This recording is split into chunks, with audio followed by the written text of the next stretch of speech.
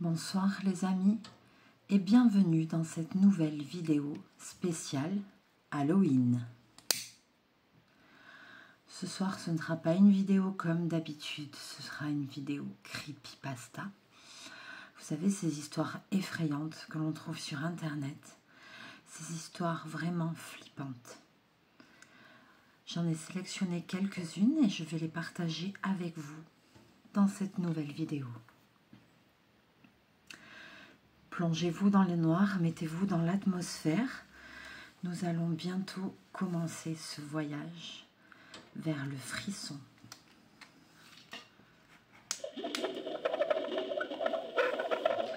Restez bien jusqu'à la fin de la vidéo, car la dernière va vous faire écho, puisqu'elle traitera d'un livre de coloriage. Sujet qui nous intéresse sur cette chaîne YouTube, les amis.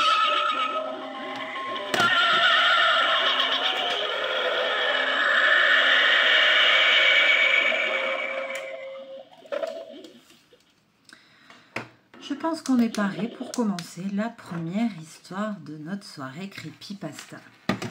J'espère que vous allez tous et toutes bien. J'espère que cette vidéo va vous plaire et que vous allez frissonner. C'est parti pour la première histoire. La première histoire s'intitule « Bébé mécanique ». Dans la campagne du sud de l'Illinois, une chaîne de jouets avait commencé à vendre des poupées de bébés réalistes aux mères enceintes. Mais il semblerait qu'une fois que la mère avait eu son enfant, le jouet se mettait à pleurer. Bercer le bébé comme l'indiquait la publicité ne fonctionnait pas. Il était même impossible de l'arrêter sans le secouer. Lorsque la poupée commençait à pleurer, le parent devait la frapper. Par la suite, il devenait de plus en plus difficile de la calmer avec les coups et les fessées. La seule chose qui paraissait pouvoir faire taire la poupée de bébé était le fait de lui frapper violemment la tête contre le mur afin de détruire le mécanisme qui activait les pleurs. En plus d'une occasion, des voisins ont appelé les autorités pour dénoncer une maltraitance infantile et lorsque la police arrivait sur les lieux, elle retrouvait des bribes sanguinolentes d'enfants qui tachaient les murs et le sol. Dans plusieurs de ces cas, la mère ne comprenait pas pourquoi la police était là. Elle répondait simplement qu'elle s'était juste débarrassée de cette poupée stupide et disait cela dans ton calme tout en berçant dans ses bras un ballot en forme de nourrisson. Et voici pour la première creepypasta, les amis, et nous allons passer à la seconde.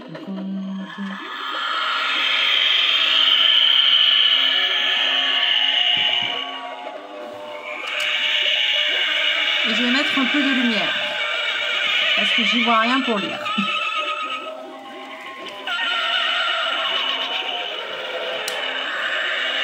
J'apprécierais le budget colossal, les amis, fait pour cette vidéo d'Halloween quand même. Et ce maquillage fabuleux, quand je vois le retour dans la caméra, on dirait Marilyn Manson qui a mal tourné. Mais que voulez-vous? J'espère que la vidéo va vous plaire. J'y ai mis tout mon cœur. Et beaucoup de maquillage. Alors, passons à la deuxième histoire. C'est parti. La deuxième creepypasta pour cette soirée qui s'appelle « Je travaille aux urgences. Je crois que les nouveaux patients sont possédés ». C'est parti les amis, deuxième histoire. Je sais même pas pourquoi je suis en train d'écrire ça, mais personne ne va me croire et je sais pas quoi faire d'autre. Faut que je mette ça par écrit. Tout a commencé quand les nouveaux patients sont arrivés. Je bosse aux urgences en périphérique de la ville, je suis une nouvelle infirmière et je travaille dans un service de pédiatrie. D'habitude, je suis au 5e étage où on s'occupe des ados qui souffrent de dépression et d'anxiété. Mais pour une raison ou une autre, on m'a affectée à un autre étage ce jour-là. De nouveaux patients sont arrivés à l'hôpital et Marcus, Amberly et moi, nous avons été désignés pour s'occuper d'eux parce qu'il manquait de personnel dans ce service. Il y avait 4 nouveaux patients. Et un truc qu'ils avaient tous en commun, c'est qu'ils avaient tous des poupées qui leur ressemblaient. La première patiente, c'était Elisa. Elle avait 14 ans et on lui avait diagnostiqué une trichotillomanie. Elle n'avait plus de cils, ses sourcils et cheveux avaient des trous par endroits, étaient fins et mous. Elle avait le visage pâle, les yeux larmoyants et elle me fixait tout le temps. Elle parlait presque jamais. Elle m'a filé la chair de poule dès que je l'ai rencontrée. Le patient suivant, Élie, 10 ans, il avait l'air plus vieux et il parlait... J'ai perdu quoi? Ma bague. J'ai perdu ma bague. Pardon. Elle était belle, hein. J'avais investi, c'était une toile d'araignée, les amis. Alors, il avait l'air plus vieux et il parlait bien anglais. Il ajoutait parfois des phrases en espagnol dans ses phrases, mais dans l'ensemble, on n'avait pas trop de mal à communiquer avec lui. Il était pyromane et avait apparemment essayé de mettre le feu à sa maison. Alors on s'est assuré qu'il ne puisse pas s'approcher des briquets ou des allumettes ou des allumes-gaz. Ensuite, il y avait Cynthia. Elle avait une somniphobie à cause de sa dépendance à la méthamphétamine. Elle avait 16 ans et elle ressemblait à un zombie à cause de son manque de sommeil. Elle avait une voix à peine audible et passait la plupart de son temps à fixer le mur complètement immobile. Parfois, elle hallucinait et marmonnait des trucs au hasard. Et le dernier patient, c'était Tristan. Il avait des tocs et il s'énervait facilement pour des broutilles. Mais c'était le plus bavard et le plus normal du groupe. Il m'a dit qu'il avait 15 ans, mais sur les dossiers, il était marqué qu'il en avait 13. Il a dit que ses parents voulaient qu'il remplace Timothy, alors ils ont changé son âge, quoi que ça veuille dire. Après lui avoir posé quelques questions sur le groupe, il a dit qu'ils se connaissaient tous parce ils venaient tous du même quartier. Ils vivaient tous dans le même quartier.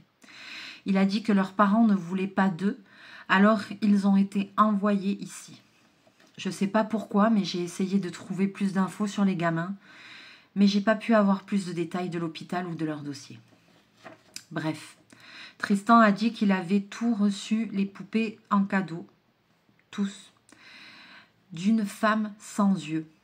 Et après, il a raconté un tas de conneries qui n'avaient aucun sens. Alors j'ai décroché. J'ai trouvé bizarre qu'il jouait toujours avec les poupées et le fait qu'il manquait les yeux. J'ai même vu Elisa en train de planter une aiguille dans les orbites vides de sa poupée. Je ne sais même pas d'où elle a sorti. Avant la fin de mon service, ce qui m'a encore plus fait flipper. Mais si je pensais que c'était flippant, le vrai cauchemar n'avait même pas commencé. Le lendemain, je suis arrivée 1 heure plus tard que d'habitude et j'allais chercher les médicaments de Cynthia pour l'aider à dormir quand j'ai entendu Marcus et Amberly parler à voix basse en dehors du couloir. Je te jure, ce gamin est complètement dingue, disait Marcus. Bien sûr qu'il est, sinon pourquoi il serait dans un service psychiatrique, a dit Amberly avec sarcasme. Non, je veux dire, laisse tomber, tu comprendras pas. Marcus est parti en trombe. J'ai ignoré le remue-ménage et je suis allée dans la chambre de Cynthia. Ça va? J'ai demandé. C'est ce que je lui demandais presque toujours parce qu'elle n'avait jamais l'air d'aller bien. D'habitude, elle m'ignorait, mais cette fois, elle a pointé devant elle. Je me suis retournée et j'ai vu sa poupée dans le coin de la pièce. « Tu la veux ?» j'ai demandé. Elle a hoché la tête. Alors je suis allée la chercher pour elle, quand elle a soudainement pointé à nouveau derrière le rideau. J'étais sur le point de regarder derrière les rideaux quand Elisa a soudainement sauté de là en tenant sa poupée. J'ai haleté en trébuchant en arrière. Elisa a gloussé d'une voix trop aiguë et s'est enfuie. J'ai levé les yeux au ciel et je suis retournée chercher la poupée de Cynthia, mais elle avait soudainement disparu. Où est-ce qu'elle est? Regarde en haut. En haut, a dit Cynthia, d'une voix rauque et faible.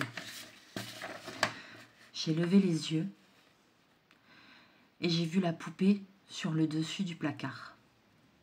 Mais qu'est-ce que c'est que ça? Comment c'est possible? Elles aiment bien y aller avant de transférer les corps, a dit une voix. Je me suis retournée et j'ai vu Tristan debout derrière moi. Tristan, retourne te coucher, il est déjà tard. Tristan a haussé les épaules et s'est éloigné. Mais sa poupée lui a glissé des mains. Je me suis retournée et j'ai donné les médicaments et la poupée à Cynthia. Quand je me suis retournée pour partir, je jure, sur ma vie, que j'ai vu la poupée s'éloigner en suivant Tristan. Mais j'étais tellement fatiguée et j'avais l'impression d'avoir de la fièvre que j'étais sûre que j'avais imaginé. C'est forcément ça, je me suis dit. J'ai passé le reste de mon service à remplir des papiers, taper sur mon ordinateur, remplir des documents, envoyer des mails. À un moment donné, j'ai décidé d'aller voir les patients. Pour une raison ou une autre, Marcus et Amberly étaient aux abonnés absents alors qu'ils étaient censés être de service avec moi. Mais la réceptionniste à moitié endormie et les 2 agents de sécurité étaient les seuls présents. Je suis allée au premier dans la chambre d'Ellie. J'ai trouvé bizarre que sa poupée soit assise sur lui, comme si elle le fixait. Mais je me suis dit qu'il avait dû la poser là. Qui d'autre aurait pu le faire? Ensuite, je suis allée dans la chambre de Tristan. On aurait dit qu'il avait les yeux ouverts, mais quand je suis entrée, il les a refermés. Je n'ai rien dit. Sur le point de partir, j'ai cru voir sa poupée sur sa table de chevet tourner la tête pour me regarder. Mais je savais que ça ne pouvait pas être vrai. Ensuite, je suis allée dans la chambre d'Elisa. Elle m'a presque fait une crise cardiaque. Elle était assise sur son lit, en train de fixer le mur, mais quand je suis entrée, elle a tourné la tête, m'a regardé droit dans les yeux et a étiré son...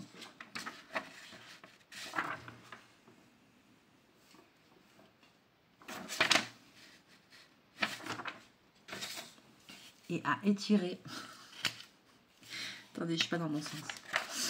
Son visage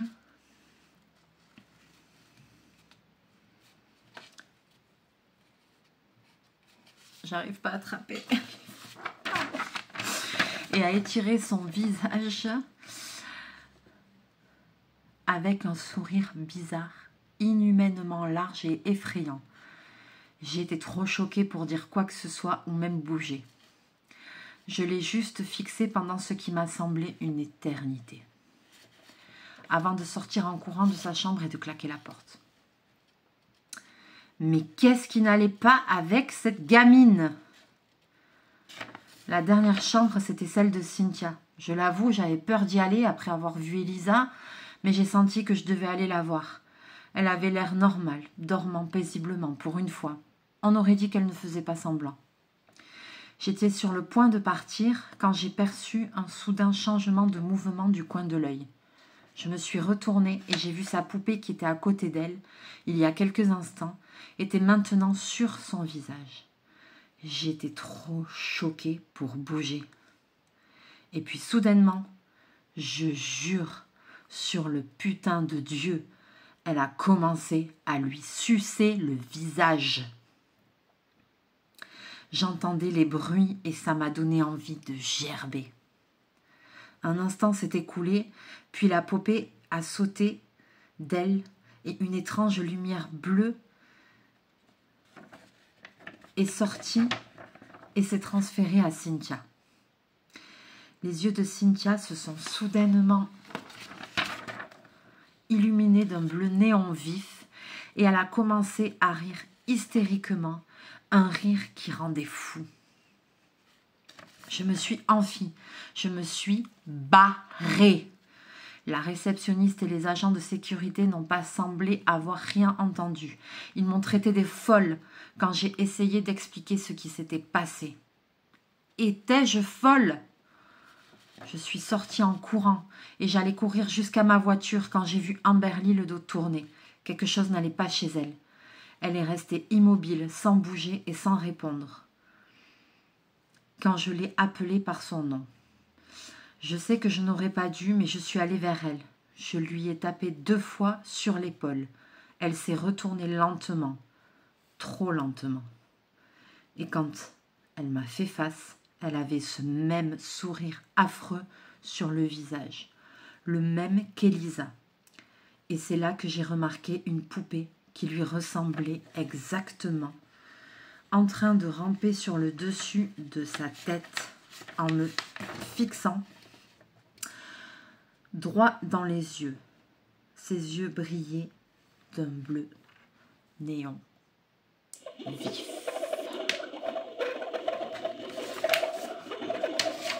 C'est chaud les amis, c'est chaud.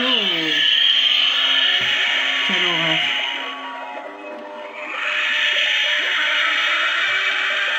J'espère que vous appréciez cette soirée Halloween mes amis et que vous n'êtes pas trop effrayés. Nous allons continuer avec la 3e histoire. Vous allez voir, va vous faire vraiment, vraiment frissonner. C'est parti. Le titre de cette 3e histoire est « Mon fils a été tué ». Accrochez-vous bien les amis, parce que celle-là, elle est glauque. Mon fils est mort. C'est pas drôle, mais c'est comme ça. C'est parti. Je vois le retour caméra, c'est horrible les amis. Oh punaise, il y a de quoi rigoler. Mon fils est mort. Sa mère est décédée en lui donnant naissance et il était le seul rayon de soleil de ma vie. Une voiture l'a renversé alors qu'il rentrait de l'école. Il avait 8 ans. Les médecins m'ont dit qu'il s'en serait sorti s'il avait été amené à l'hôpital à temps. Le salopard qui a fait ça s'est enfui sans porter secours. Bien sûr. Quand une ambulance est arrivée, il était trop tard. Un mois s'est écoulé, le chagrin m'étouffait. J'ai parlé à notre curé, je lui ai demandé comment Dieu avait pu laisser cela arriver. Il m'a raconté la même vieille histoire sur le grand plan du Seigneur pour nous tous, et comment tout arrive pour une raison, etc. Je lui ai alors demandé si je pouvais au moins être sûre que celui qui a fait ça brûlerait en enfer. Il m'a alors dit quelque chose qui ne m'a pas plu. Il a dit « Dieu est un Dieu d'amour, Michael. Bien que le coupable mérite sûrement une punition, il ne subira pas la damnation éternelle s'il se repent. Dieu est un Dieu de pardon et il serait préférable que vous essayiez de pardonner aussi. » Je suis rentrée chez moi avec les paroles du prêtre en tête. Je ne pouvais pas accepter que celui qui a fait ça n'obtienne pas ce qu'il méritait, qu'il ne soit pas puni. Je ne pouvais pas accepter qu'il soit pardonné par Dieu. Alors, j'ai décidé de ne pas lui donner sa chance. Je connaissais la femme qui a appelé l'ambulance. Elle travaille dans un café en face de l'endroit où mon fils a été renversé.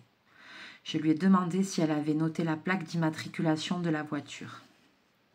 Elle a dit que tout s'était passé trop vite et qu'elle n'avait réussi qu'à voir la couleur et le modèle de la voiture, une Volkswagen Passat GLS grise de 2005. Je lui ai demandé si elle était sûre. Elle a dit qu'elle avait travaillé dans un concessionnaire automobile auparavant et qu'elle avait maintenant un œil averti pour les voitures.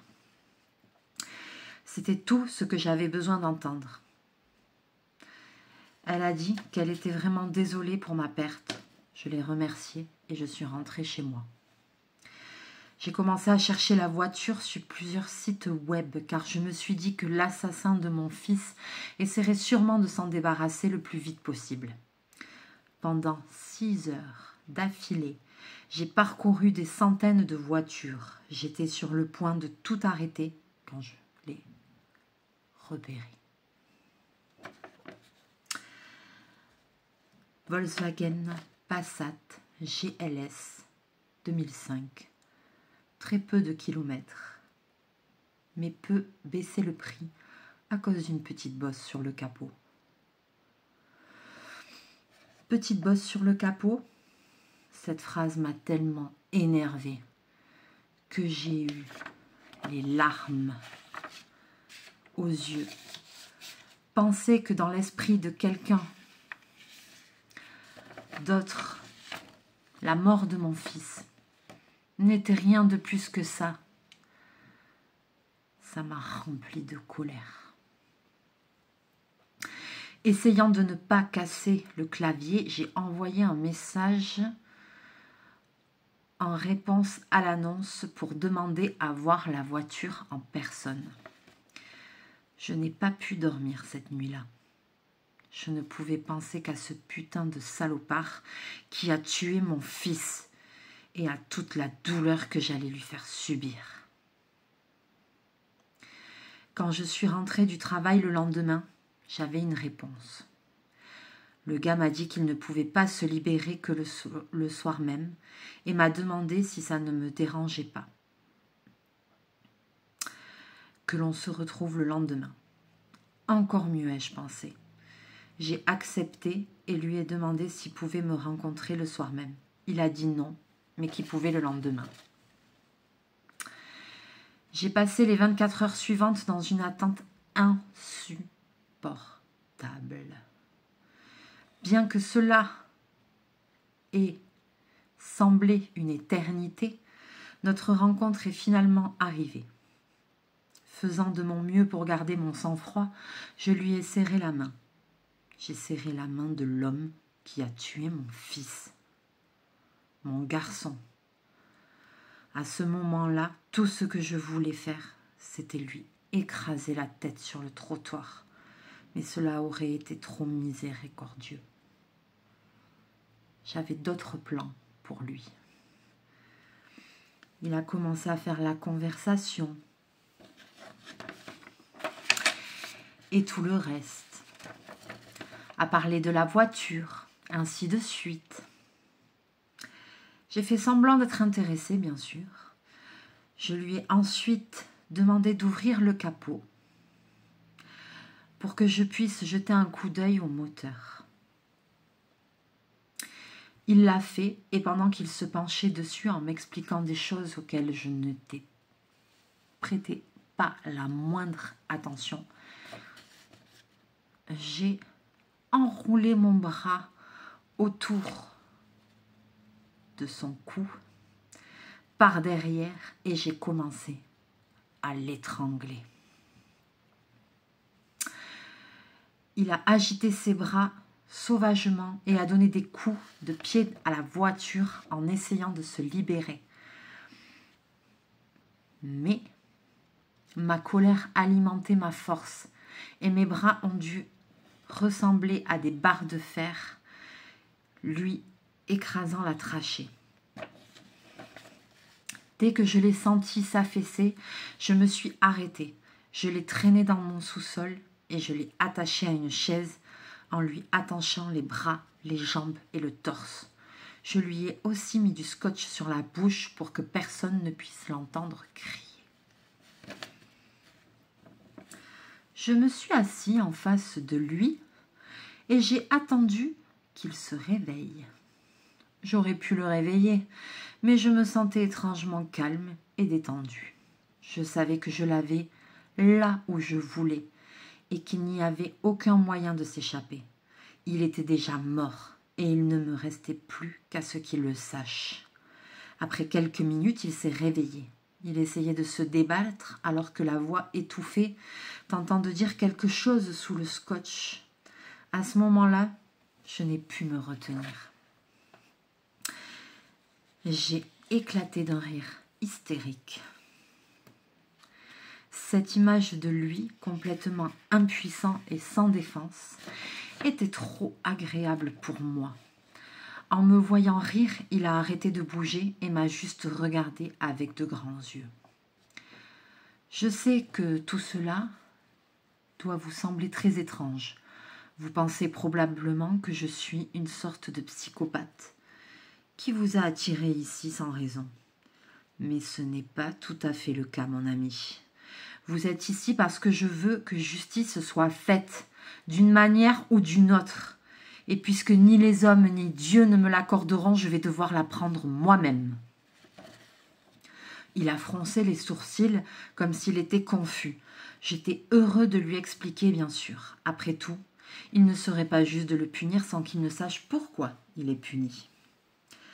Vous vous souvenez de cette petite bosse sur le capot de votre voiture ? Il n'a pas réagi. Vous vous souvenez ? Le petit garçon que vous avez renversé il y a 1 mois. L'enfant que vous avez laissé mourir sur l'asphalte.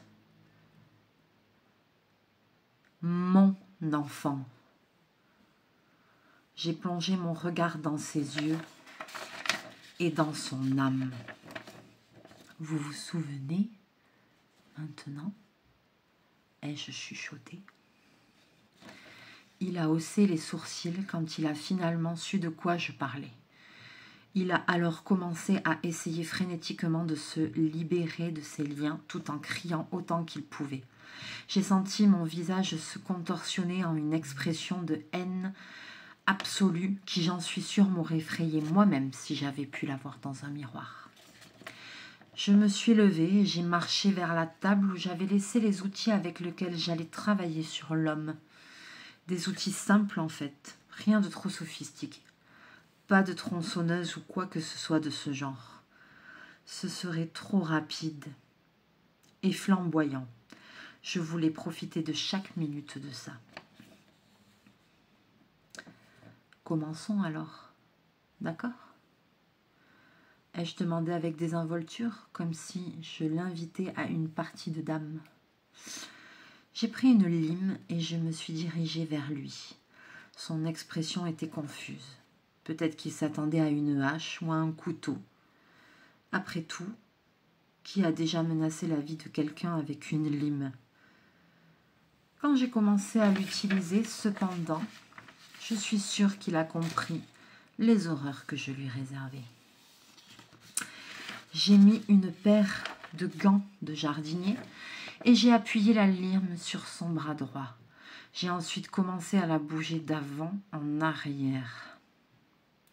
La peau s'est lentement détachée et après quelques secondes, j'ai pu voir la chair rouge en dessous. J'ai rapproché la chaise dans laquelle j'étais assis auparavant pour pouvoir continuer plus confortablement. Après quelques minutes, il y avait une fente avec du sang qui en sortait. Pour qu'il ne se vide pas de son sang, j'ai fortement scotché ses bras au-dessus de la blessure. Pendant tout ce temps, il criait à plein poumon et luttait pour se libérer. J'ai finalement atteint l'os et c'est alors qu'il s'est évanoui sous le choc. J'ai décidé de faire cette pause pour changer d'outil. J'ai pris 5 aiguilles et je suis retournée vers lui. Il était toujours évanoui. Je lui ai giflé violemment le visage, mais en vain. J'ai continué à faire ce que j'allais faire et de toute façon en espérant qu'il se réveillerait en cours de route. J'ai pris la première aiguille et j'ai commencé à l'insérer sous l'ongle de son pouce. Il a secoué la main si violemment que l'aiguille s'est détachée et est tombée par terre.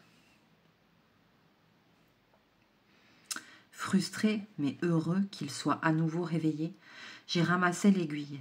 J'ai ensuite mis mon genou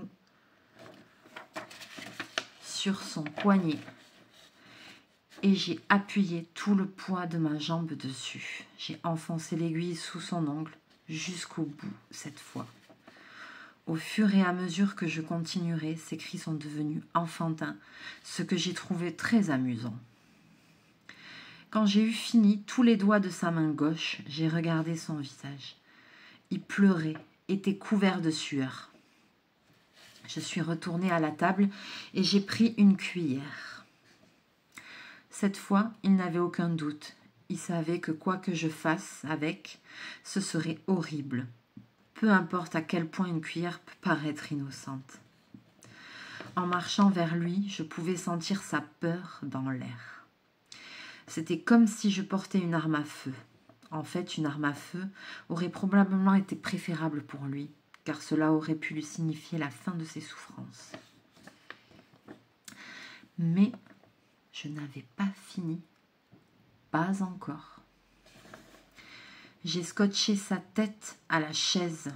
J'ai ensuite soigneusement placé la cuillère sous son globe oculaire et je l'ai arrachée, en faisant très attention à ne pas couper les nerfs pour qu'il puisse encore voir. J'ai ensuite brandi son propre œil vers lui pour qu'il puisse me voir faire la même chose avec l'autre. Quand j'ai eu fini, j'ai laissé ses yeux pendre de leur orbite devant ses joues. Ma dernière étape avant de le tuer a été de lui enlever la langue. Je ne voulais pas qu'il se repente, même au purgatoire. J'ai enlevé le scotch de sa bouche et je l'ai laissé reprendre son souffle un moment. Je me suis assis un peu car j'étais moi-même très fatiguée. Je me sentais calme cependant. Mon travail était presque terminé. La mort de mon fils sera bientôt vengée. J'ai pris la pince avec laquelle j'allais lui arracher la langue et je me suis accroupie devant lui. Je n'espère pas que vous comprenez ce que j'ai fait ici aujourd'hui. Je veux juste que vous sachiez que ce n'était pas tant de la vengeance que de la justice. Vous m'avez fait souffrir, alors je vous ai fait souffrir. Vous avez tué mon fils, mon seul fils, alors maintenant je vais vous tuer. Avez-vous quelque chose à dire avant de mourir ? Sa respiration était lourde.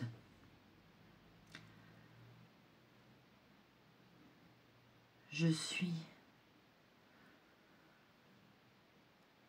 vendeur. Qu'est-ce que ça change, lui ai-je demandé confus. La voiture n'est pas à moi.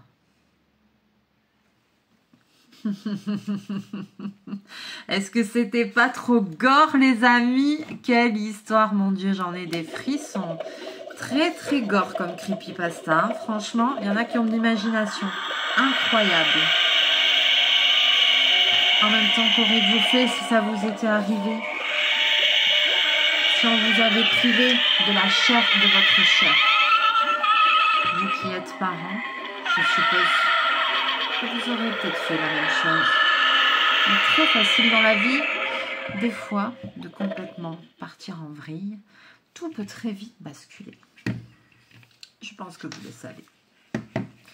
Et maintenant, nous allons passer à la dernière creepypasta de cette soirée Halloween. J'espère que ça vous aura plu. Et la dernière creepypasta, les amis, comme je vous l'ai dit en début de cette vidéo, elle a un rapport direct avec cette chaîne puisqu'il s'agit d'une histoire de livre de coloriage. Et nous allons parler du livre de coloriage de Lily.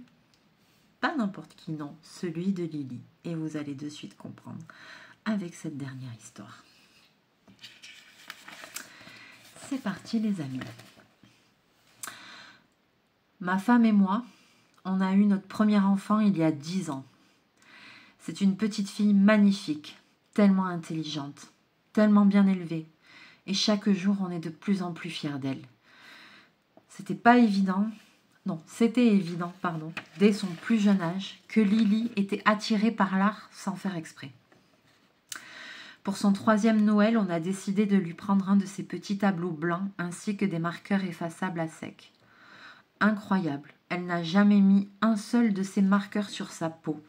Chaque couleur est allée directement sur son tableau. La façon dont ces marqueurs colorés captaient l'attention de ma jeune fille était vraiment impressionnante. Et ça a été bien noté par ma femme et moi. Notre petite fille restait assise pendant des heures à gribouiller et à effacer, à baver sur le tableau blanc, sans même un gémissement. Pour être honnête, je crois qu'on a eu plus de crises quand il fallait l'arracher à son truc, que ce soit pour aller au lit ou pour le bain. Elle faisait ses caprices en donnant des coups de pied et en hurlant sauvagement. Et ça durait jusqu'à ce qu'elle s'endorme ou qu'elle retourne à son tableau. Le temps passe, comme on le sait tous, et avec est venu le désintérêt croissant de ma fille pour les marqueurs et le tableau. Évidemment, ma femme et moi ne voulions pas que notre petite fille perde le contact avec cet amour apparemment prédestiné pour l'art. Alors ensemble, on a eu une autre idée. Un livre de coloriage. Je veux dire, réfléchissez-y. Lily avait déjà monté un tel amour pour mettre de la couleur sur un fond. Maintenant qu'elle était un peu plus grande, les livres de coloriage seraient la solution, non? Alors, pour son 4e Noël, on a mis le paquet. Crayons de couleur, peinture à l'eau, stylo gel, même des pastels à l'huile. Et peut-être même des feutres, des aquamarqueurs de chez Action. Le joyau de la couronne, cependant, était le gros livre de coloriage de 110 pages qu'on a emballé dans du papier cadeau rouge vif et placé juste devant ses autres cadeaux. Vous connaissez ces livres de coloriage que vous voyez chez Walmart ou Target? Ceux avec des motifs super détaillés, presque labyrinthiques.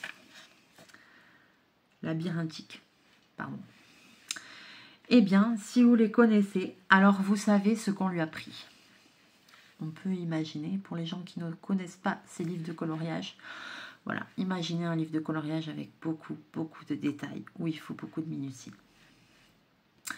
Évidemment, elle est sortie de ces petites lignes complexes plus d'une fois. Mais pour son âge, j'étais étonnée de la façon dont elle s'était débrouillée sur sa première page. C'était comme si elle connaissait ses limites en tant que tout petit, mais son cerveau fonctionnait comme celui de quelqu'un de beaucoup plus âgé. Ses erreurs semblaient la tourmenter. Elle s'énervait tellement parfois en claquant son crayon ou son stylo sur le livre alors que ses yeux se remplissaient de larmes et de frustration. Ma femme et moi la réconfortions dans ces moments-là, lui faisant savoir à quel point elle était vraiment talentueuse et à quel point nous étions fiers. On sentait bien que ces paroles tombaient dans l'oreille d'un sourd et notre fille semblait juste nous ignorer, à chaque fois qu'on la surprenait au milieu d'un de ces épisodes. Tout ce qui l'intéressait, c'était de s'améliorer. Rien de ce qu'on disait ne pouvait changer ça. Elle s'est améliorée. C'est le cas de le dire. Quelques mois après Noël, je suis entrée dans la cuisine par hasard et j'ai trouvé Lily à la table de la salle à manger, en train de caresser soigneusement une page de son livre avec un crayon fermement serré dans sa main. Intriguée par son investissement de ce qu'elle faisait, je me suis approchée d'elle et j'ai regardé par-dessus son épaule. Elle n'avait pas cassé une seule ligne. J'ai vraiment laissé échapper un léger halètement de choc total, ce qui l'a incité à se tourner et à me faire un grand sourire édenté. « Papa, regarde !» a-t-elle crié fièrement en retournant le livre devant mon visage. « Je vois ça, ma Lily chérie. Mon Dieu, d'où tiens-tu ce talent? Sûrement pas de ton vieux père. » Regarde, j'ai fait ça aussi, a-t-elle rigolé. Elle a ensuite commencé à feuilleter les pages. Chaque seule page. Chaque page avait été coloriée.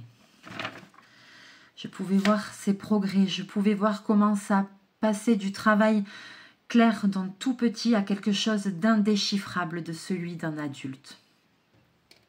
Je pouvais sentir la fierté chaleureuse pour ma fille monter dans ma poitrine et se transformer en une sensation piquante dans mes yeux. Tu es incroyable, Lily. C'est incroyable, ma chérie.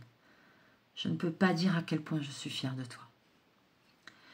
Ma fille rayonnait et le moment qu'on a partagé vit encore dans mon cœur, comme si ça venait de se passer hier.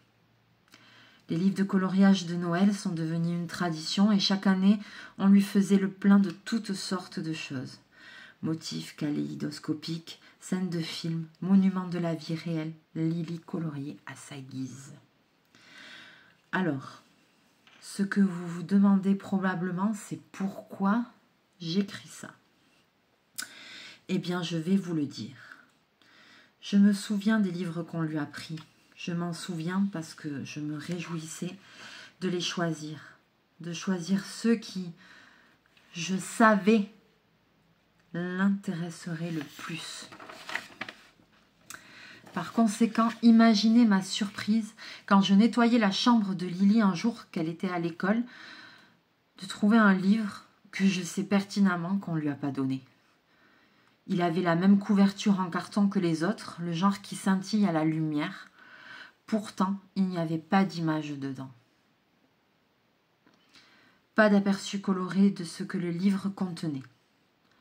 Au lieu de ça, gravé sur la couverture, il y avait le titre, le livre de coloriage de Lily. En lettres grasses. J'ai pris la décision regrettable d'ouvrir le truc et j'ai immédiatement senti l'air quitter mes poumons.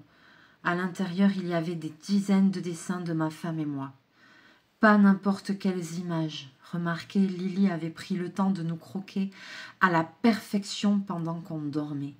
Les croquis les plus complexes et détaillés que j'ai jamais vus. Le genre qui prendrait des jours à un artiste professionnel pour les réaliser. Et ce livre en était rempli. En tournant les pages, les images ont dégénéré en cauchemar. Et j'ai vite vu les dessins de ma fille, de ma femme et moi étalés sur le sol, sous le sapin de Noël, entourés de pages de livres de coloriage déchirés et de crayons de couleur. Nos membres avaient été arrachés et remplacés par des crayons de couleur dépassant des moignons mutilés qui avaient été laissés derrière.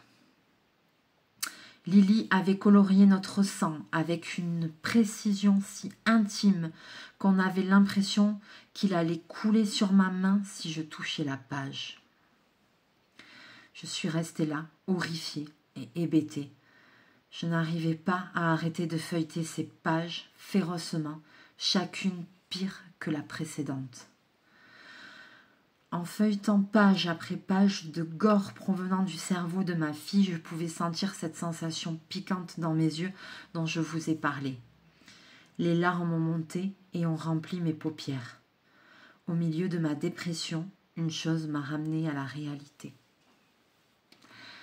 Le son de ma fille qui m'appelait de derrière moi. « Papa » a-t-elle appelé, juste avant que ma première larme ne touche le sol. Et voilà les amis, c'était la dernière creepypasta de cette soirée. Voilà, j'espère que vous avez apprécié. Je vous souhaite de passer un excellent Halloween, de bien frissonner. N'hésitez pas à me laisser vos commentaires, à liker, à partager la vidéo si le cœur vous en dit. Voilà, c'était une petite surprise. J'espère que cette vidéo vous aura plu. Elle n'est pas commune du tout sur cette chaîne. Je vais quand même vous faire profiter de ce merveilleux maquillage. Voilà, parce que nous sommes sur une production à gros budget, les amis. Nous avons des effets spéciaux incroyables. Regardez-moi ça. J'y ai mis tout mon cœur. Alors franchement, quand je vois le retour dans la caméra, je me dis que ça a vraiment dégénéré. Pour le coup, il n'y a pas que dans le livre de coloriage de Lily que ça se barre en cacahuète. Hein, parce que je crois que dans la vie de Mélie aussi, c'est la merde. Cela dit, j'ai passé un très bon moment avec vous. Je m'excuse pour ma lecture parce que je ne suis pas du tout une très bonne lectrice. Voilà, j'espère que j'ai quand même réussi à vous faire un petit peu frissonner. J'espère que vous avez apprécié la vidéo. Je vais vous faire plein de bisous, plein de mouchous. Faites attention quand vous marchez dans la nuit, dans la rue. Ne vous retournez pas. Faites attention à vous et attention si vous offrez des livres de coloriage à vos enfants. On est bientôt à Noël, les amis. Ne les laissez pas trop crayonner. C'est jamais.